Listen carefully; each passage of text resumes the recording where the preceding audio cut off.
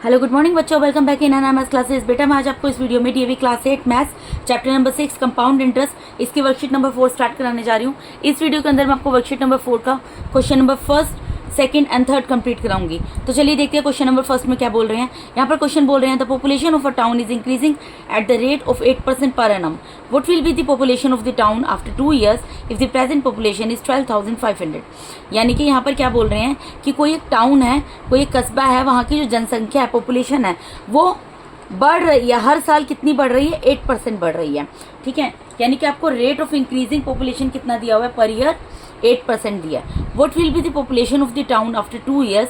यहाँ पर ये बोल रहे हैं कि उस जो वो टाउन है उसकी पॉपुलेशन 2 साल के बाद कितनी होगी अगर प्रेजेंट पॉपुलेशन 12,500 है।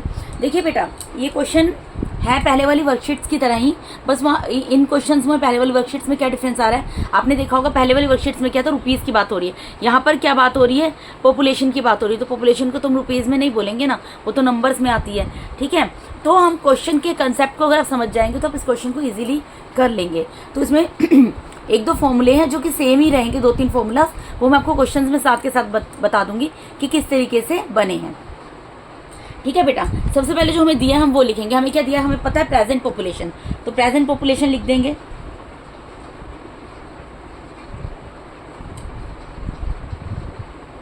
प्रेजेंट पॉपुलेशन ऑफ टाउन कितनी दी हुई है बेटा? यहाँ पे दी है ना प्रेजेंट पॉपुलेशन कितनी है? 12,500, तो मैंने ही लिख दी। ठीक है, उसके बाद क्या दिया? अब प्रेजेंट पॉपुलेशन जो आपको स्टार्टिंग में, सपोज कीजिए आप कहीं पर जाकर, सपोज आप बैंक से पैसे लेते थे, ठीक है, या किसी फ्रेंड से, रिलेटिव से, या किसी से भी आप पैसा बोरो करते थे, या फिर बैंक में जाकर आप डिपॉजिट करते थे, जो स्टार्टिंग की मनी होती थी उसको क्या बोलते थे? प्रिंसिपल बोलते थे। इसी तरीके से जो स्टार्टिंग की पॉपुलेशन आपको दी है, प्रेजेंट पॉपुलेशन दी है, वो क्या हो गई? आपकी प्रिंसिपल हो गई। ठीक है, यानी कि ये किसकी वैल्यू दी है आपको? प्रिंसिपल की वैल्यू दी है। उसके बाद यहाँ पर बोला है 8% per annum, increasing at the rate of 8% per annum. तो यानी कि यहाँ पर क्या दिया हुआ है? Rate of increasing population.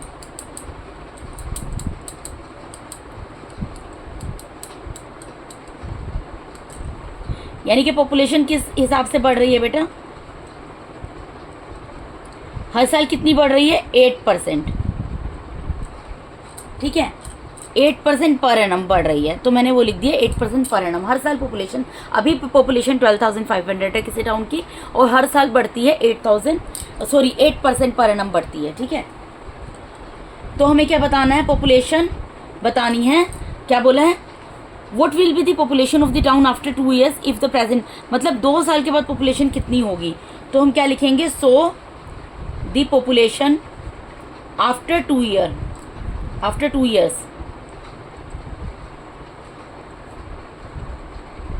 Population of a town after 2 years।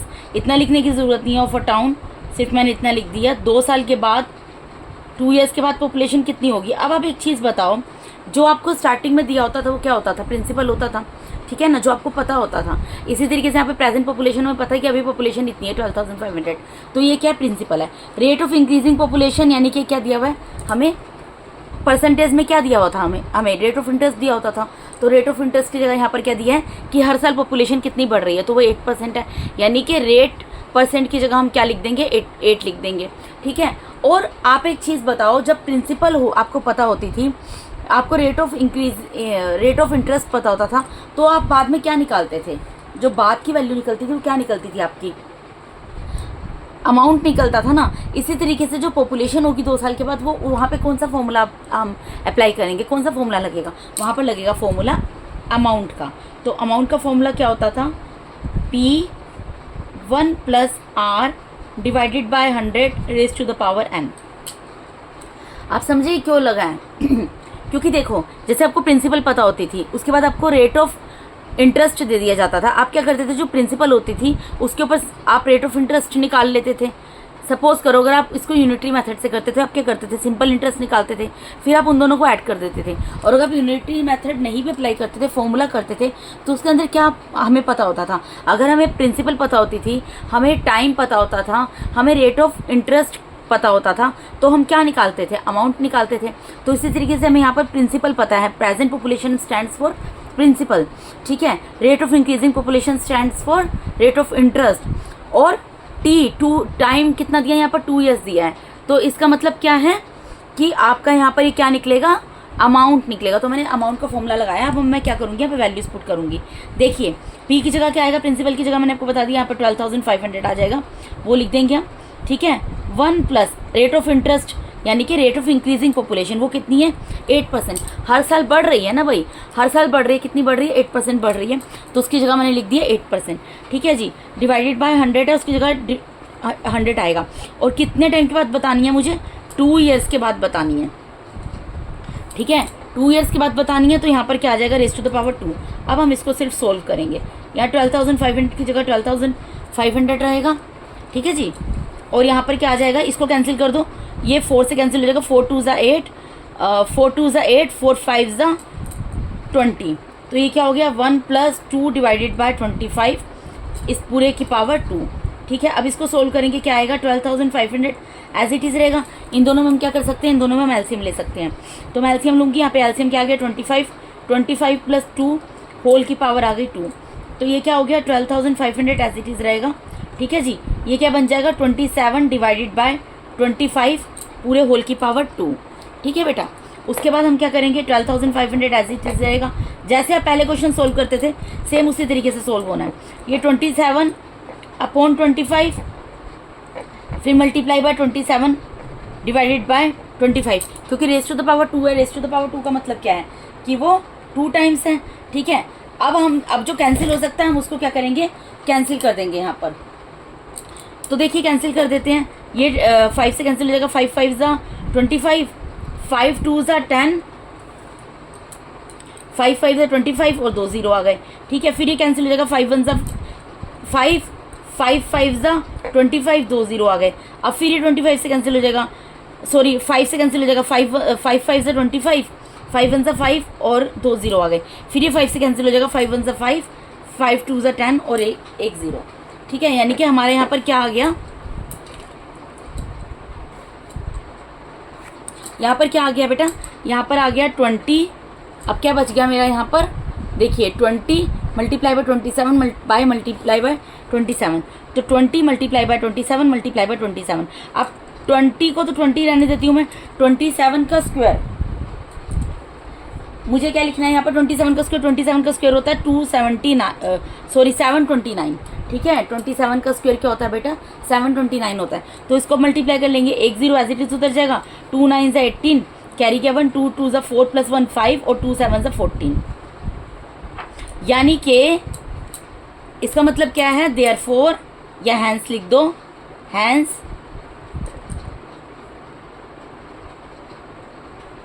The population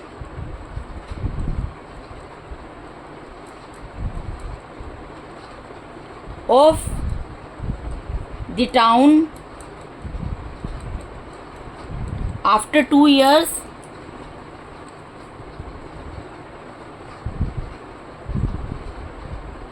दो साल के बाद कितनी पॉपुलेशन होगी 14,580। इसको रुपीज़ में नहीं लिखेंगे बेटा, ये नंबर में आएगी, क्योंकि ये जनसंख्या है, आबादी है, किसी जगह की पॉपुलेशन कितनी बढ़ रही है, ठीक है। तो आप समझ गए, यहाँ पर पॉपुलेशन अगर जो है स्टार्टिंग में पॉपुलेशन जो है 12,500 है, और अगर हर साल पॉपुलेशन 8% इंक्रीज होती है, तो 2 ईयर्स के बाद जो पॉपुलेशन 12,500 की जगह कितनी हो जाएगी 14,580 हो जाएगी, ठीक है जी। अब क्वेश्चन नंबर 2 में मूव करते हैं। क्वेश्चन नंबर 2 में क्या बोल रहे हैं यहाँ पर, यहाँ बोल रहे हैं 3 years ago the population of a town was 50,000। 3 साल पहले की बात कर रहे हैं, तो 3 ईयर्स एगो 3 साल पहले पॉपुलेशन जो थी एक टाउन की 50,000 थी। If the annual increase during 3 successive years was at the rate of 4%, 5% and 4% per annum respectively, find the present population। देखिए बेटा सक्सेसिव का मतलब क्या होता है, सक्सेसिव का मतलब होता है जैसे सपोज A1 है, ठीक है। अब 1 के बाद 1 में 1 और ऐड कर दिया, यानी कि कितना आ गया 2। 1 का सक्सेसिव क्या आ गया 2 आ गया, ठीक है। अब 2 आ गया, 2 का सक्सेसिव क्या होगा 2 + 1 कर देंगे 3 आ गया, यानी कि जो भी नंबर है उसमें 1 1 जोड़ते जाएंगे, ठीक है। यानी कि नेक्स्ट ईयर की बात करते जा रहे हैं, 1 first year, second year, third year, ठीक है, इतनी चीज़ आपको समझ आई। सक्सेसिव का मतलब मैंने आपको बता दी, पहले क्लासेस में पढ़ भी चुके हैं। तो ये बोल रहे हैं कि 3 साल पहले जो पॉपुलेशन है किसी टाउन की वो 50,000 थी। अगर एनुअल इंक्रीज जो है, यानी कि हर एक साल अगर जो है सक्सेसिव ईयर्स, यानी कि आने वाले ईयर्स में, सपोज कीजिए फर्स्ट ईयर चल रहा है, सेकेंड ईयर में, फर्स्ट ईयर में अगर पॉपुलेशन जो बढ़ रही है वो फर्स्ट ईयर में 4% के हिसाब से बढ़ रही है, सेकेंड ईयर में 5% के हिसाब से बढ़ रही है, और फिर थर्ड ईयर में 4% के हिसाब से बढ़ रही है। ठीक है, तो आपको प्रेजेंट पॉपुलेशन बतानी है कि प्रेजेंट पॉपुलेशन, अब पॉपुलेशन कितनी होगी। ठीक है, तो इसके अंदर आपको क्या दिया हुआ, आपको पहले ये सब देखना है। आपको दिया है population of a town was 50,000, और आपको यहाँ पर दिया 4%, 5%, 4% पर एनम। ठीक है, ये क्या दिया है, रेट दिया हुआ है। तो हमें ये पहले, ये क्या दिया है, पॉपुलेशन पहले की दी है, तो हम क्या लिखेंगे, पॉपुलेशन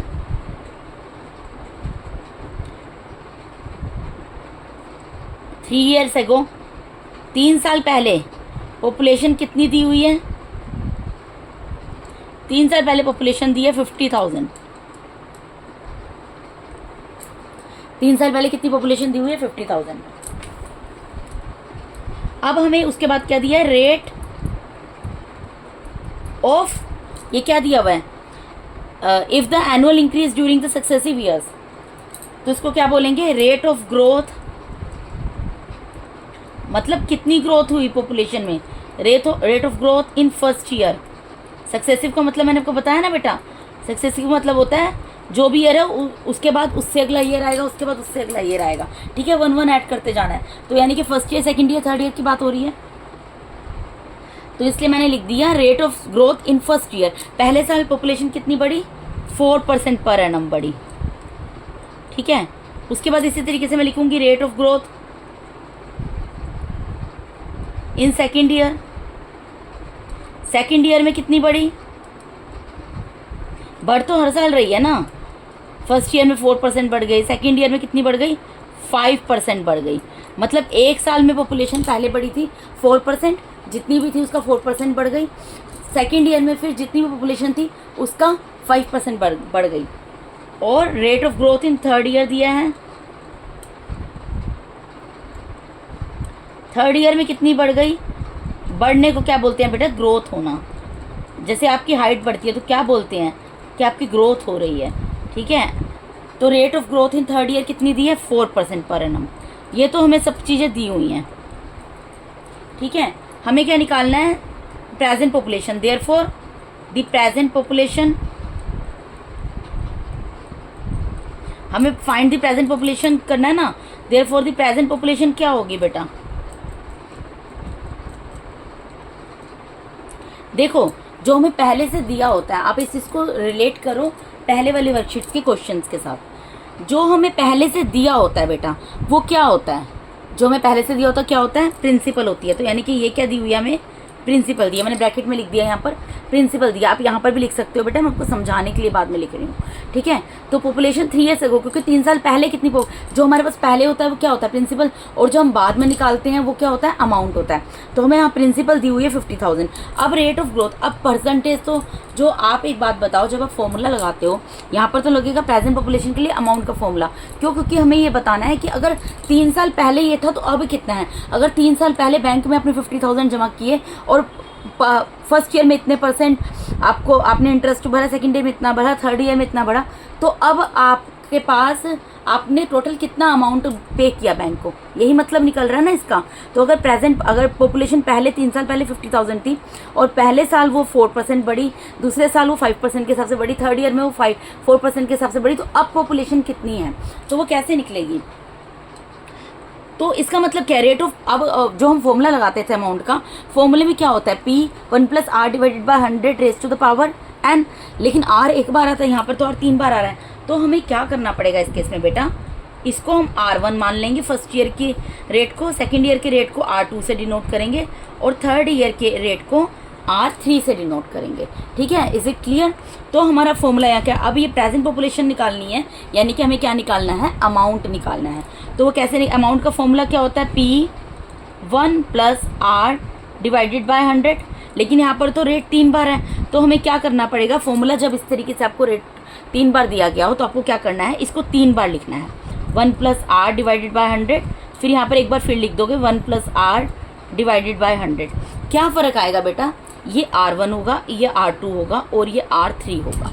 ठीक है, तो इस तरीके से बेटा आपको फॉर्मूले याद करने की जरूरत नहीं है। अब अगर कंसेप्ट को समझ जाओगे तो आप खुद ही लिख लोगे। आपको अमाउंट का फॉर्मूला पता है, P1 plus R divided by 100 होता है, यही होता है ना बेटा। लेकिन क्योंकि यहाँ पर ये क्यों नहीं लिखेंगे हम R1 R2 R3 लिख रहे हैं, क्यों? क्योंकि हमें रेट ऑफ ग्रोथ जो है फर्स्ट ईयर का अलग दिया, सेकंड ईयर का अलग दिया और थर्ड ईयर का अलग दिया, तो यहाँ पर फॉर्मूला बन जाएगा ये। ठीक है, और हमें यहाँ पर एन लिखने की ज़रूरत नहीं है। क्यों नहीं है ज़रूरत? क्योंकि हमने अलग अलग ईयर का ले तो लिया, तो यानी कि 111 ही है ऊपर पावर। ठीक है, अब देखो बेटा, इसको मैं आपको एक बार एक तरीके से समझा देती हूँ, इसका मतलब क्या है, ये मैंने यहाँ पर कैसे लिखा। आप एक बात सोचो, अमाउंट जब आप निकालते हो, अमाउंट का मतलब क्या होता है, 1 R divided by 100 raise to the power. अगर यहाँ पर 3 ईयर्स की बात हो रही है, 3 ईयर्स की बात हो रही है ना, first year second year third year, तो इसकी पावर क्या होगी, 3 होगी, इसकी पावर 3 होगी। अगर आप इस फॉर्मूले को खोलोगे तो ये क्या बनेगा, 1 प्लस, इसको मैं 1 plus P1 plus R divided by 100, 1 plus R divided by 100 and 1 plus R divided by 100 लिख सकती हूँ ना। इसको मैं इस तरीके से लिख सकती हूँ ना, मैंने डायरेक्ट ये स्टेप किया है। और मैंने यहाँ पर R1 R2 R3 लगा दिया, क्योंकि रेट ऑफ इंटरेस्ट तीनों ईयर्स का अलग अलग दिया है, उसको हमने R1 R2 R3 से डिनोट किया था, इसलिए मैंने यहाँ पर लिख दिया। तो आपको ये समझ आया ये वाला लाइन कहाँ से आई है, 3 ईयर्स की बात हो रही है, टाइम 3 ईयर्स है, तो ये इसका मतलब 1 प्लस आर डिवाइडेड बाय 100 की पावर 3 है ना। ठीक है, इस पूरे की पावर 3 है, तो इसको मैं 3 टाइम्स लिख सकती हूँ। P तो 1 टाइम ही रहेगा, इस पूरे की पावर 3 है, तो मैंने इसको 3 टाइम्स लिख दी और R1 R2 R3 से डिनोट किया है। तो इस तरीके से मेरा ये जो है यहाँ पर ये फॉर्मूला बना है। ठीक है, इज इट क्लियर? अब हमें सिर्फ वैल्यूज पुट करनी है, सॉल्व करना है। देखिए, ये मैं दूसरी शीट में कर देती हूँ।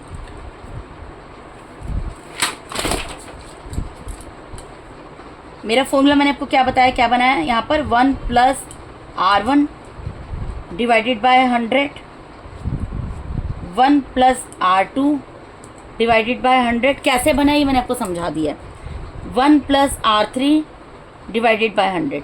ठीक है बेटा, तो यानी कि प्रिंसिपल यहाँ पर कितनी है, प्रिंसिपल 3 ईयर्स पहले पॉपुलेशन जो थी वो कितनी थी, 50,000 आपको क्वेश्चन में दी है, तो उसकी जगह 50,000 लिख देंगे। 1 प्लस पहले साल पॉपुलेशन किस रेट से बढ़ी है, 4% से, तो R1 की जगह 4 आ गया। 1 प्लस दूसरे साल किस हिसाब से बढ़ी है, 5% के हिसाब से, तो 5 आ गया R2 की जगह।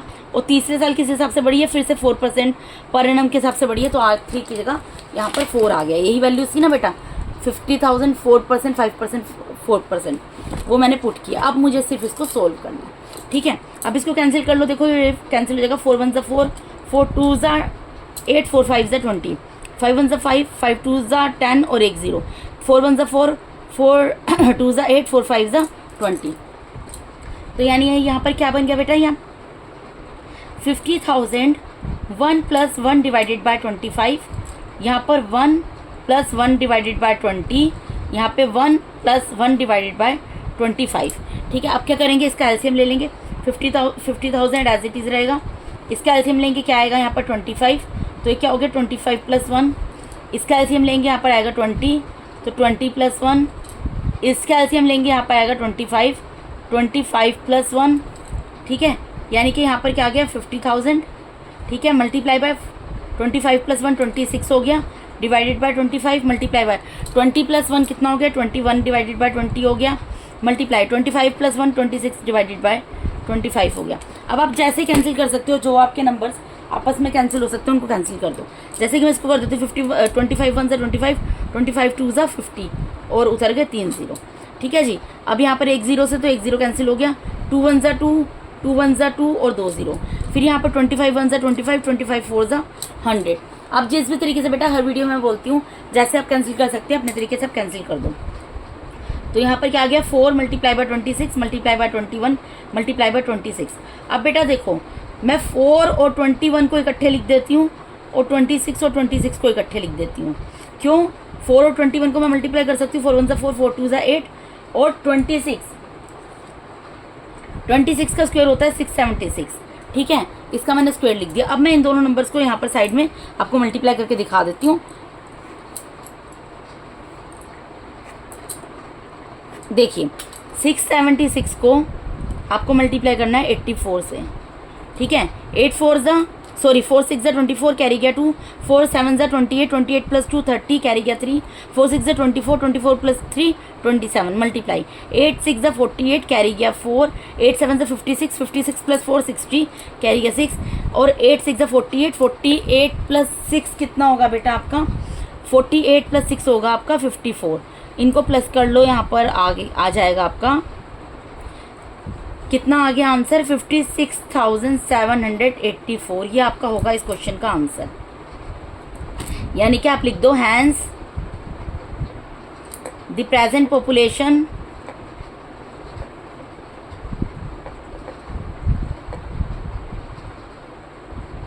इज लिख दो या इक्वल्स टू करके लिख दो इज 56,784 आंसर।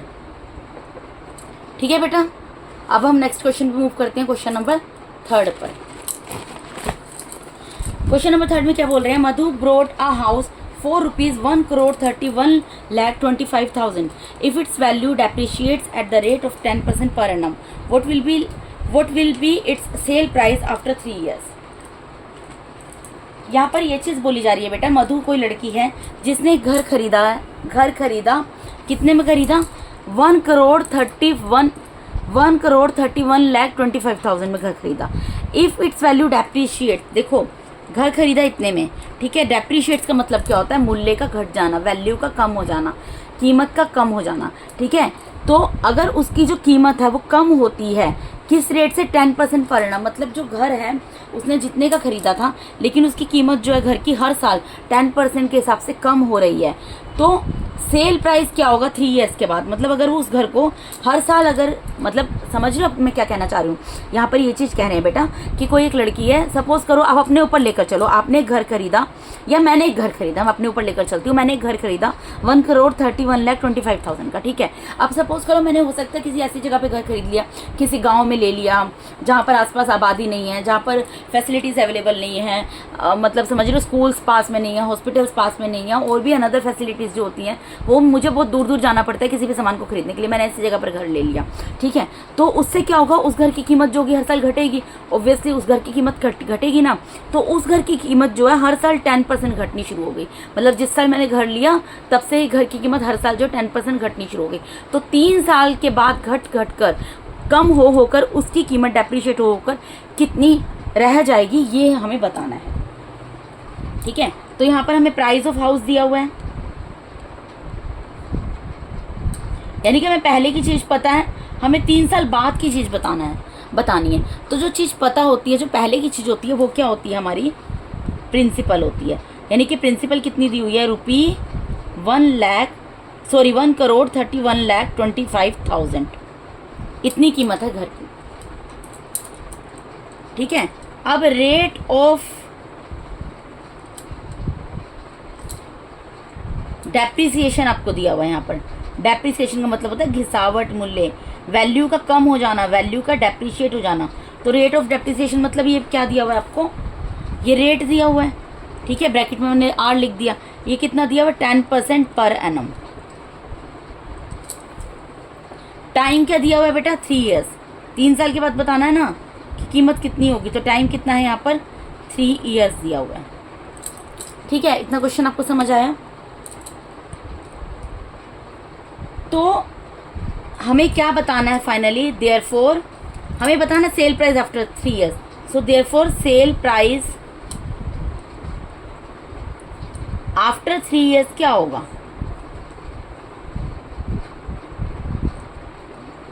कौन सा फॉर्मूला लगेगा, आप खुद सोचो। 3 साल पहले की बात हो रही है, आपने 3 साल पहले बैंक में जाके पैसा जमा किया था, ठीक है। बैंक ने हर साल जो है आपका 10% आपसे क्या लिया, उसके ऊपर इंटरेस्ट लिया। तो 3 साल के बाद आपने टोटल कितना पैसा दे दिया, कितना दे दिया। तो ये क्या मतलब है, क्या निकाल रहे हैं, अमाउंट निकाल रहे हैं। लेकिन यहाँ पर एक चीज़ डिफरेंट होगी, मैं आपको बता देती हूँ। अमाउंट का फॉर्मूला क्या होता है, P1 + R divided by 100 raised to the power n, यही होता है ना बेटा। लेकिन यहाँ पर जो है, यहाँ इस फॉर्मूले के अंदर प्लस की जगह माइनस का साइन आएगा। क्यों आएगा, क्योंकि देखो यहाँ पर डेप्रिसिएशन की बात हो रही है, किसी चीज़ की कीमत कम हो रही है। तो जब कीमत कम हो रही है ठीक है, आपने घर खरीदा था 1,31,25,000 में, और हर साल उस घर की कीमत 10% पर एनम के हिसाब से डेप्रीशिएट हो रही है। 3 साल के बाद आपको कॉस्ट बतानी है कि अगर सेल करते हो 3 साल के बाद तो आपको कितना पैसा मिलेगा। तो पैसा कम हो रहा है ना, कम होकर मिलेगा आपको, अमाउंट बढ़ेगा नहीं। यहाँ पर जब अमाउंट बढ़ता है तो हम क्या करते हैं, प्लस करते हैं, क्योंकि डेप्रीशिएट हो रहा है, घट रहा है, तो अमाउंट क्या हो रहा है, यहाँ पर घट रहा है, तो इसका मतलब यहाँ पर हम क्या करेंगे, माइनस करेंगे। I mean to say that जब वैल्यू कम होती है, जब डेप्रीशिएट होता है तो माइनस होना है, और जब अमाउंट बढ़ता है तो क्या होना है, प्लस होना है। ठीक है, अगर सपोज कीमत बढ़ती है हर साल तो हम क्या करते हैं, यहाँ पे प्लस करते हैं, क्योंकि डेप्रीशिएट हो रही है इसलिए माइनस कर देंगे। अब फॉर्मूला आपको समझ आ गया कैसे बना। अब बस आपको वैल्यूज पुट करनी है। प्रिंसिपल कितनी है आपको दी है यहाँ पर 1,31,25,000, उसकी जगह वो लिख दूंगी मैं। ठीक है, 1 माइनस रेट ऑफ इंटरेस्ट कितना है 10 डिवाइडेड बाय 100 और रेज टू द पावर 3। ठीक है जी, फिर यहाँ पर 1,31,25,000 आ जाएगा। ठीक है, इसको कैंसिल कर दो, कैंसिल हो सकता है, 1 0 से 1 0 कैंसिल हो गया, तो यहाँ पर क्या रहेगा 1 minus 1 divided by 10 raise to the power 3। अब ये क्या होगा, 1,31,25,000 एज इट इज रहेगा। यहाँ पर क्या आएगा, एलसीएम आ जाएगा, 10 आ गया, 10 minus 1 raise to the power 3। ठीक है जी, तो यहाँ पर क्या हो गया 1,31,25,000। अभी देखो ये एज इट इज चल रहा है सब जगह। ठीक है, इसको माइनस करोगे 9/10 रेज टू द पावर 3 आ जाएगा। अब आप इसको, ये रेज टू द पावर 3 है। ठीक है बेटा, यहाँ पर क्या है, रेज टू द पावर 3 है, तो मैं इसको 9 डिवाइडेड बाय 10 मल्टीप्लाई में 9 डिवाइडेड बाय 10 मल्टीप्लाई में 9 डिवाइडेड बाय 10 ये लिख सकती हूँ। ठीक है, ये मैंने लिख दिया। अब मुझे क्या करना है, यहाँ पर देखो ये 3 0 है, ये 3 0 से 3 0 कैंसिल हो गए, यानी कि यहाँ पर क्या आ गया 1,31,20 सॉरी, यहाँ पर ये बन गया, इसको मैं कैंसिल करके लिख देती हूँ, सॉरी बेटा, ये क्या बन गया, क्योंकि 3 0 घट गए ना, तो ये क्या बन गया 13,125 multiply by 9 multiply by 9 multiply by 9। तो 9 को 9 से जब आप 3 टाइम्स इसको मैं इधर कर देती हूँ, सॉरी लाइन टेढ़ी हो गई बेटा, आई एम एक्सट्रीमली सॉरी। ये 13,125 है। ठीक है, अब हम अगर यहाँ पर 9 का, अब हमें क्या करना है, 9 को 9 से 3 टाइम्स मल्टीप्लाई करना है, क्या आएगा 729।